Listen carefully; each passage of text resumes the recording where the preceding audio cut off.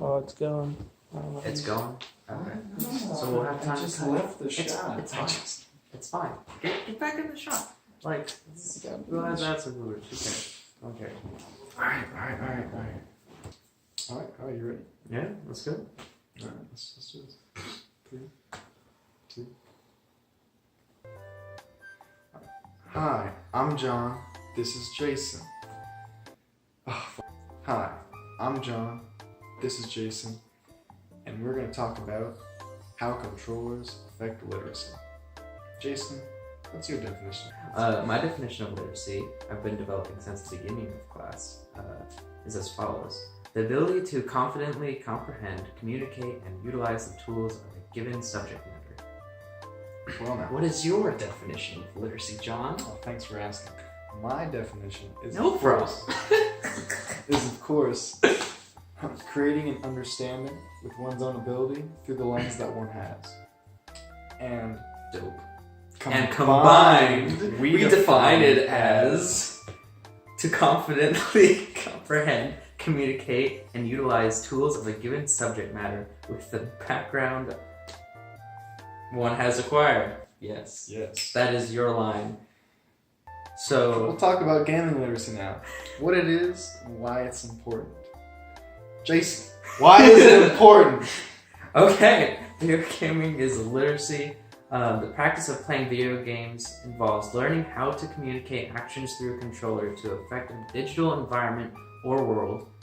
People who play any genre of video games can be considered gamers, but becoming literate in the game or genre of games is different. What players experience in these digital worlds can affect them in the real world. Where did you hear about that, Jason?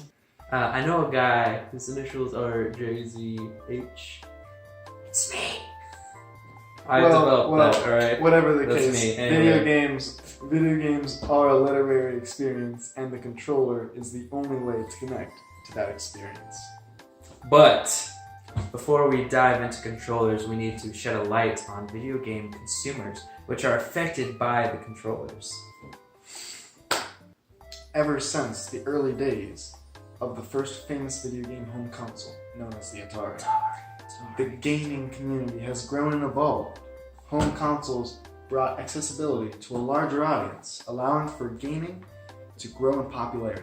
This was the first step towards video games breaking societal norms and creating a community. Even though this was a big step forward for gaming, people were still insecure about gaming. The nerd geek stigma was still around and looked down upon.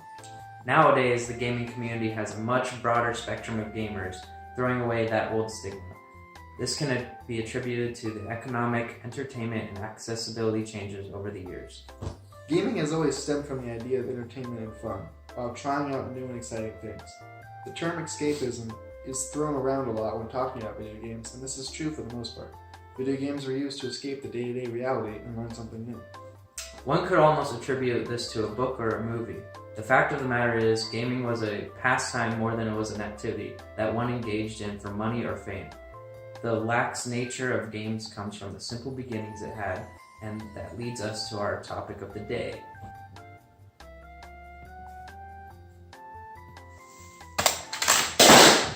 We're going to talk about Nintendo controllers. Yeah! Yeah. Yeah! Crazy. In the beginning, the Earth was created. And then there was Nintendo in 1889. They were a simple card company, but didn't get any traction until they became a toy company. Although it didn't matter until their first involvement with video games, which was to license the Magnavox Odyssey for the Japanese market in 1974, this led to the Nintendo that we know and love. This starts us at the first controller we'll be looking at today. NES controller. This controller came out in the US in 1985. It is the first major hit in Nintendo's history and set the standard for all controllers after that fact. Before the NES, there was no directional pad or D-pad, which allowed for any easy control of the characters. It was a simple and easy way to play the fun, innovative games Nintendo was making at the time. This led to the next controller. SNES controller. The SNES, sorry, the We'll be calling it SNES. the We'll be SNES. calling it the SNES. which came out in the US in 1991. This controller was the direct successor to the NES and incorporated the first of many evolutions to the base controller. The shoulder buttons, these laid the groundwork for the future genres of games and future controllers as well. It also was the first step Nintendo took in beating its competitors out, namely Sega at the time, an arms race that was finding the best controller. This leads to one of the most prominent points about controllers, and that is to need to make bigger and better ones. Video game companies, Nintendo included, are all industries that thrive on the newest product and the newest innovation. You never want to be old news in the video game industry, and your controller for your main console was what defined you as a company, alongside the games you put out. While the gaming community was laid back, the industry was cutthroat and ruthless. Sega was the first competition Nintendo faced, and was the only real business to fight with. Sega released the Sega Genesis, and Nintendo chose to combat it with the SNES. In terms of success, the SNES outperformed Sega and paved the way for Nintendo to continue its domination on the market of video games. It just goes to show that in the world of gaming, it was who could do it the fastest and the best. Enter the Nintendo 64. Nintendo 64. Now, Nintendo had been the top of the food chain with their hits of the NES and the SNES. To prevent themselves from getting stale, they decided to do the thing that brought them to the top in the first place. Innovate. What you see before you is the answer to Nintendo's question of what will be the next big thing in gaming. Released in 1996 in the US, the Nintendo 64 was the new face of Nintendo. Needless to say, it was a pretty nice face, except the controller. While the Nintendo 64 sold well, the controller is an example of the evolution that was in reverse. With 3 handles for people out there with 3 arms and lots of empty space, the 64 controller was regarded as a weird chapter in Nintendo's history. The controller wasn't all backwards in terms of development, however. I think it was. You might have seen a little stick on the bottom handle. This is called the analog stick. Was another attachment that would lead to the development and production of more types of games. This was the innovation that allowed home consoles to have as much precision as a computer mouse, relatively speaking, and gave more control to the player. Taking this away from you. Fine. The Nintendo 64 was an interesting time for the gaming industry and gamers as a whole. This was before any major competition, with Sega being out of the race, Sony just starting out, and Microsoft not even being a player yet. Nintendo didn't suffer for their design blunder and continued to learn what was good and bad design. They took this and ran with it. Yes, they freaking did. Good old GoldenEye, all that's glory. Introducing... Why is the GameCube on your side when I'm talking about it? You're starting this thing. Now, all things considered, Nintendo was the leader in gaming. They didn't necessarily need to come out with a new console, but to prevent themselves from becoming stale, they decided to one-up themselves. The GameCube was their answer.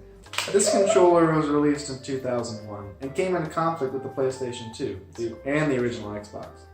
Putting it next to the other controllers of the time, we could see similarities here, and Nintendo was aware of that fact. The GameCube was the console that many of the recent generations of gamers first started out on. Being a gateway console, it had the best layout of controls and a layout that separates it from its competitors. With the use of multiple colors and the button design on the right side, the GameCube was a hit with the newcomer to the gaming community, and allowed for fun in younger age groups, the target audience for these consoles. In this regard, I would like to quote Ian Bogost. I think I said that right. Probably. Video game consoles are a lot like toasters. They were everywhere, everyone had them, and they are tools that most everyone could use. The inclusion of video games as a more universal experience was what drew in new players. The GameCube was Nintendo's first real battle against others for a place on the shelves of gamers' homes, and their loss to Sony's PlayStation 2 was a big blow. Nintendo was down, but not out, because Nintendo GameCube was so much better than the PS2. Just throw it out there, because Smash Bros. Melee, Sunshine, Luigi's Mansion, bunch of other games, so much better. The Wii is what came next. Here it is, folks. Nintendo's definitive console, which Conscious. with by far the most innovative controller design. The Wii was released in Innovative. 2006. It was made to take in a wider audience than Nintendo's competitors. Microsoft and Sony didn't have any countermeasures, and the Wii hit the market with astounding success. The inclusion of a simple design, similar to the original NES in terms of layout, was coupled with the introduction of motion controls. Motion controls are a mechanic that no gaming company has been able to do well, until the Wii, that is. The sensor bar and infrared light allowed for mostly accurate use, and the family orientation that Nintendo was advertising led to the popularity of it on the market. The Wii was the first console that was not only bought by those that never had a video game console before, it also gave people the notion that video games could be for more than just gamers. Wii Sports and other games like it got people who hated video games to participate in exercise in the digital world. Nintendo pushed this idea of a console for everyone and led to the social acceptance of video games in modern day society. There is also the attachment that the Wii came with. These allowed for more variation in gameplay while not drastically changing the way the player controls the game. You don't need these attachments for every game, but they help in some and give a new way to experience it in others. There is also the virtual library Nintendo added to the Wii. Remember how the layout was similar to the NES? Yeah, that was for a reason. The virtual library contained old NES games to play and experience on the Wii if the player wanted to. This put both modern and classic gaming in one individual console, and the controller was the key to accessing it all. Now, with every success in the gaming world, there are some failures. The Nintendo 64 was not the best console in the world, and this was in part because of the controller's odd design, but it was not a flop. The same could not be said for the next console in Nintendo's lineup. The Wii U. This was made in 2012 and was Nintendo's add-on next console. By now, Sony and Xbox had went on their newest and most powerful consoles that were able to outperform the Wii in every way. The motion control craze was gone, and the Nintendo sought to capture the next big thing. The giant pad in the Wii U was their new idea. Going for a portable/home console hybrid, the Wii U took all the interesting features from the Wii and developed none of them. Instead of being a console defined by the possibilities the controller gave, it became one that was constrained by the limits the controller had. There was only one gamepad per console. There was no way to access the menu without it. There was a limit to how far away the gamepad was from the TV. Some games required the gamepad exclusively, limiting the variety in gameplay, etc. Needless to say, the outcome wasn't the best. The Wii U was met with some of the lowest reception of any new console ever. And after the overwhelming success of the Wii, this loss was felt massively by Nintendo.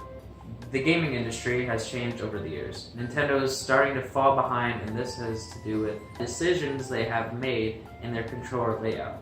With all of their amazing innovations and designs, the blunder of the Wii U brought Nintendo's worth at some of the lowest it's been since getting into the video game business. Plus, we can look at the modern society of gaming to see that people want more powerful consoles that do more and look prettier. One of the reasons for this is streaming. Streaming is the new rage with gaming and is accessible to anybody that has a computer and internet connection. They can see other people play the game and enjoy it. It sounds weird, but it's true. This new way to interact with games influenced the new controllers for the modern gamer. They are simplistic to the early consoles, only touching up on some designs and size issues. The PS4 controller is remarkably unchanged from the PS2, same for the Xbox One controller compared to the original Xbox. This sort of conformity in design has allowed for the fans of these consoles to learn the controller and get used to the layout. You grow and develop along with the controller, and they are most suited for the popular titles of the time. Dark Souls, Call of Duty, Madden NFL, these are all games that are based on the consoles instead of the Wii U. Now, Nintendo isn't in the grave just yet. They learned from their mistakes, like anyone, and responded to the criticism in full. Introducing Nintendo Switch. This is the most recent console Nintendo has created, has been met with overall good news and good reviews. 8. Released in 2017, this new hybrid console portable gaming hub was what Nintendo tried to accomplish with the Wii U, taking away the restrictions the Wii U had and implementing more emphasis on the portability of the console. We see an interesting new controller design with the new console. The Joy-Cons are reminiscent of the Wii and its Wii remotes. However, they attach and can be used in a variety of ways. Plus, they allow for people of different body shapes to use a controller like those of the most recent consoles without it being in the same spot. Game companies and the industry as a whole have developed their software in order to be inclusive of multiple people. With the market for games becoming as big as it is, it's no wonder these companies are starting to be more aware that certain people cannot play their games. This recognition of disabled people is one recent trend that modern games are trying to adapt to, with a co-pilot feature in the Xbox controller to give assistance in tasks that require a lot of physical strain. And there are also more games focused on mental illnesses and taking those illnesses into account while playing them. Heck, we might even see some games used as a tool to teach about these illnesses. The Switch has caused the new rise of Nintendo and even looks at where the company can go from here. With this new console and the controllers being the only thing people are talking about and are being the new face of Nintendo, we can see a new frontier for gaming as a whole. Now you must be thinking, wow, that's a lot of information on a controller. But how does that fit into anything to do with literacy? Well, listen next time, because everything we just talked about is exactly that. The evolution of the controller is itself a literacy. It's a look into how gaming companies tell their audience what they are pushing in terms of gameplay and feedback from previous designs. Nintendo has always been at the forefront of this and has been the most expressive of this kind of literacy. It's why they have succeeded the most and least in the field because of their experimentation. But that's not all. Controllers are also the way players interact with the game. Like a pencil is the literacy tool needed to write, and a keyboard to type, a controller is needed to play a game. How it is designed is a message to the player and how they should play that game. Maybe the controller fits perfectly in your hand. Maybe it wants to be swung around like a bat. Maybe it requires a third hand. Or maybe even Possibilities throwing. are numerous. Do not throw them. One thing is constant though, and that's the increase in the participation of society in games. There has been a rise in the amount of people participating in video games, and this has been since the Wii. It is becoming a commonplace to play video games, and more often than not, it is unusual for an individual to not have heard of them, especially in the US. The multiple ways that video games have been able to commercialize their success showcases how much of a thriving business it has become. Wow, Jason. That was a lot. It was a lot, Jim. Jim. Yes, you are now Jim, and I am Jeff. You heard it from here, folks. Were you satisfied? Let us know in the comment section below. Like and rate, subscribe. And we'll see you in the next video. Bye-bye!